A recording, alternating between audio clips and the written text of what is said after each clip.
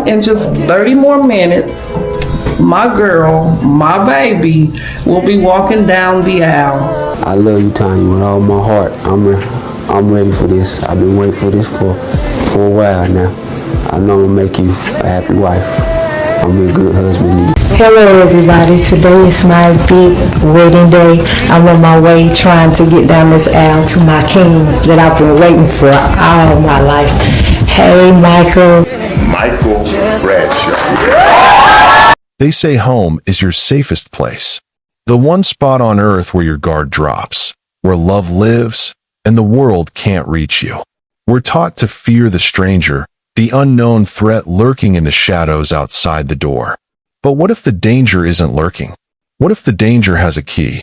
This is not a story of a stranger. This is the story of a husband. No, seriously, this is the story of a husband. Have you ever stopped communicating with someone you love just because you didn't want to face the conflict? Have you ever felt that unsettling shift when a relationship you counted on suddenly goes quiet? This silence is often the sound of control. It's the sound of a private world collapsing. And that leads us to the heart of this tragedy. What happens when the greatest threat is the one you sleep next to? In Shelby, North Carolina, LeTonya Gidney Bradshaw was the definition of connection. At 49, she was rooted in her faith, a beloved member of Palmer Grove Baptist Church, and known throughout the community for her remarkable kindness. LeTonya didn't just bake. She was a culinary artist, exchanging professional tips and ideas with friends, building a life of independence and skill. She had a network. She had a voice. But that voice went silent. The date was September 2025. The end of summer brought a quiet devastation to Cleveland County. The official records state the police report on this fatal incident was filed on September 3rd. But LeTonya Bradshaw, the woman who never missed a chance to share a recipe or a word of encouragement, effectively vanished on September 1st, a full 48 hours before authorities arrived. 2 days. A 2-day void where communication stops, where a life ends, and where no one hears the final cries for help. 2 days of unimaginable isolation in what should have been her safest place. The question isn't just how she died. The terrifying question is this: where was LeTonya for 48 hours? If you recognize how the signs of abuse and control are often hidden in plain sight, please hit the like button on this video right now. That simple click helps break the silence this story was trapped in. Stay with me, because the answer to what happens when the greatest threat is the one you sleep next to is a lesson every single person needs to learn. Welcome to True Crime Footprint, where we unveil the darkest mysteries and the most terrifying true crime tales. Kindly hit that like button, subscribe to this channel, and turn on the notification bell so you never miss any of our new stories. Your support keeps these stories alive.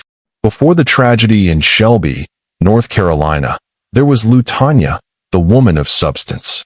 Her life wasn't defined by a street address. It was defined by her connections. She was an anchor in the community, particularly within Palmer Grove Baptist Church. This was a woman with a strong, active social structure, the kind of structure that should have been a shield. LeTonya was not just kind, she was competent. Friends remember her for her considerable talent for baking, often exchanging professional tips and ideas via messenger. This wasn't a casual hobby. This suggests a woman with an established skill, perhaps a source of income, and certainly a sense of independence. She was capable. She was successful. This level of professional autonomy, this secure life, is precisely what makes her ultimate isolation so devastating. Now we introduce the other half of this partnership, Michael Keith Bradshaw. He was 36 years old. LeTonya was 49. A 13-year age difference immediately introduces a complex layer to the power dynamic. LeTonya was the older, more established partner, likely possessing greater financial stability, professional experience, and community roots. In relationships where the male partner is significantly younger and potentially less established, this power inversion can sometimes be perceived as a threat. Rhetorical question for engagement. In a marriage with a 13-year gap and a wife actively building her success, who truly held the control? For Michael, was LeTonya's independence a comfort, or was it a source of deep-seated resentment? The answer is often written in the way these relationships end. We know LeTonya was exchanging those professional baking messages regularly. This routine, this daily rhythm, was a footprint of her life.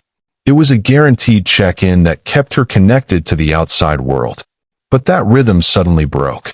On September 1st, 2025, the messages stopped. The exchange of professional tips ceased without explanation. When the daily text from a close friend stops, it's not an error. It's not just a pause. It is a message in itself. It took until September 3rd for the alarm to turn into a phone call to the authorities. That 48-hour gap of silence holds the key to the horror. What silenced LeTonya's voice and kept her friends from knowing what had happened to her for 2 full days?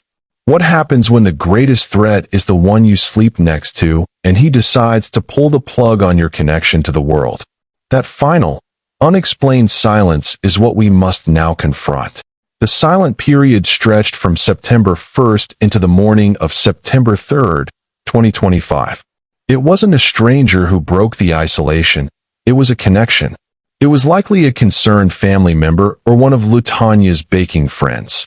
The person who noticed the unexpected, complete stop in conversation. That simple, necessary action, the phone call to request a welfare check, was the catalyst. Nobody making that call could have prepared themselves for the reality it would expose.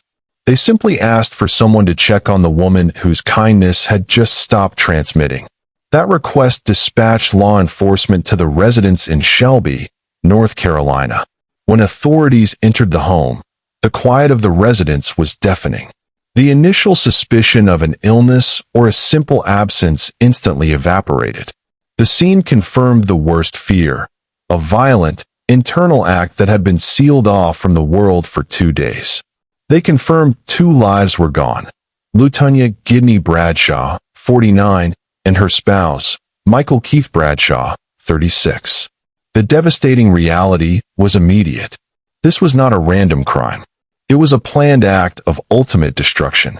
The presence of a firearm clarified the brutality and the finality of the act. Forensic teams quickly classified the incident not merely as a double death, but as a homicide followed by the suicide of the perpetrator. Michael Keith Bradshaw was the aggressor, responsible for extinguishing LeTonya's life before ending his own.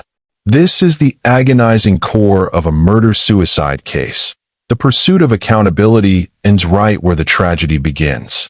Because the man responsible for LeTonya's murder is dead, the criminal justice process freezes instantly. There will be no arrest. There will be no trial. The official legal file closes immediately. But the questions don't close. They multiply. If justice cannot be sought in a courtroom, the narrative must pivot to ask, why? Why was this act of control so absolute that Michael Keith Bradshaw felt he had to destroy his wife's life, his own life, and the very possibility of legal consequence? Take a moment and consider the known facts. The significant age gap, LeTonya's clear independence and success, and the premeditation indicated by the use of a firearm. Tell me in the comments, what detail about this case do you think was the single biggest red flag that was overlooked? Your perspective might help save someone else. Stay with me as we analyze the anatomy of this violence, because the reason for this destruction is the key to preventing the next one.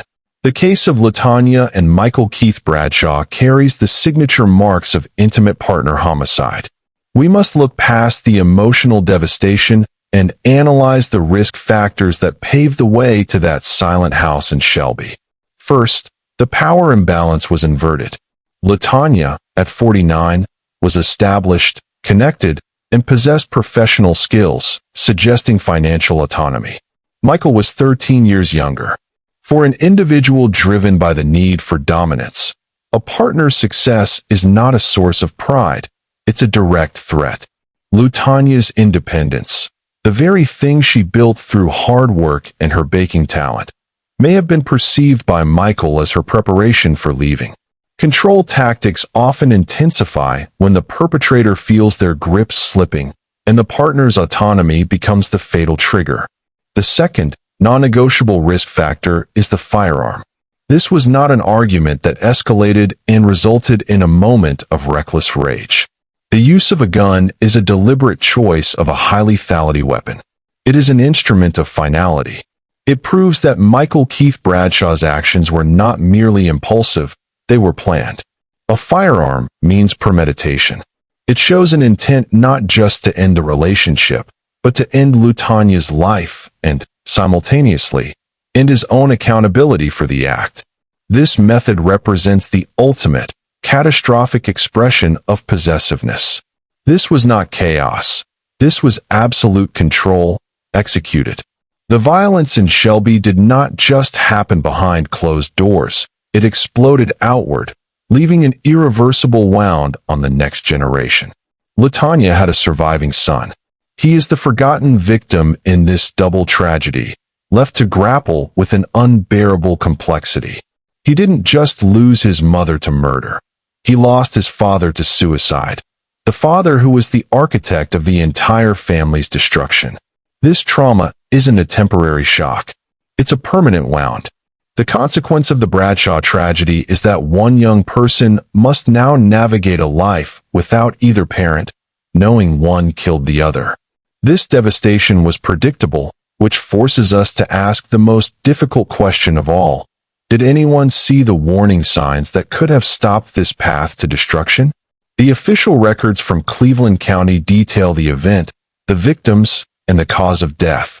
But they remain largely silent on Michael Keith Bradshaw's history, details on his employment, his financial stability, or any previous police intervention at the residence. In a murder-suicide, this absence of public record is common. Yet, the lack of immediate evidence does not mean the absence of a history of violence. In cases of intimate partner homicide, a history of prior conflict or control is not the exception, it is the rule. LeTonya was known for her outward kindness and her robust community presence. Those who saw her often saw the light. But what did her inner circle, her close friends, truly perceive about the state of her?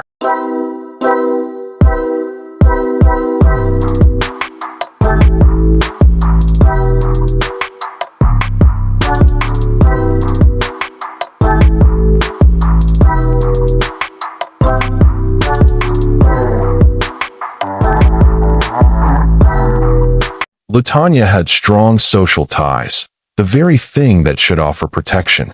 Yet, she ended up isolated during the final 48 hours of her life. This is the paradox of domestic violence. Victims with strong networks often struggle to report abuse. They fear they won't be taken seriously, they feel deep shame, or they cling to the desperate hope that the aggressor will change. This crippling combination of emotions often locks the victim in the house, even when her friends are just a phone call away, discussing baking tips. The silence is the ultimate success of the abuser's control. It prevents the outside world from understanding the true answer to our central question. What happens when the greatest threat is the one you sleep next to? The answer is often isolation, followed by lethal control. The life of LeTonya Gidney Bradshaw was extinguished, but her story cannot be allowed to vanish in the fog of grief. Her tragedy must serve as a clear, urgent warning. If you are watching this, if you have recognized a flicker of any of the control tactics we've discussed, in your own life or a friend's, you need to know this immediately. The events in Shelby offer two immediate, urgent pieces of advice for anyone caught in a cycle of abuse, or for those who love them. We cannot stop what happened on September 1st, 2025, but we can learn from it. And that learning starts now. Stay with me for the practical advice that could save a life. LeTonya Gidney Bradshaw had a network of friends, an established career, and a deep connection to her church. Her tragedy teaches us that these external connections are useless unless they are utilized strategically against the abuser's ultimate tactic, isolation. Here are the two urgent rules. The two pieces of advice drawn directly from the circumstances of her final, silent days for anyone enduring an abusive relationship. Rule 1. Never announce the exit. The data is clear. In a majority of intimate partner homicides, the most dangerous period for the victim is when they attempt to leave the relationship, or when the aggressor believes they are about to leave. This is when the need for absolute control peaks. You must have a secure, confidential exit plan before you communicate any intention to leave. Do not do it alone. You must connect with professional resources first. Contact the National Domestic Violence Hotline. They can create a safety plan that understands the most dangerous moments and keeps your location and intentions concealed until you are physically secure. Rule 2. Shatter the secret. Abuse thrives in the dark. The abuser's power relies on your shame and your silence. The problem is not private, it's a crime. The abuse is not a secret. Tell someone you trust, and then tell them to tell someone else. The greater the network of people who know the truth, your colleagues, your pastor, your family, the harder it is for the abuser to isolate you. LeTonya's life was extinguished in a 48-hour vacuum of informat. Think about rule number 2. Shatter the secret. Think about the power of knowing what is happening. Now, if you rewatch the first 60 seconds of this documentary, you will see the truth of that second piece of advice hidden in my very first line. Did you catch it? Go back. Rewind if you missed it.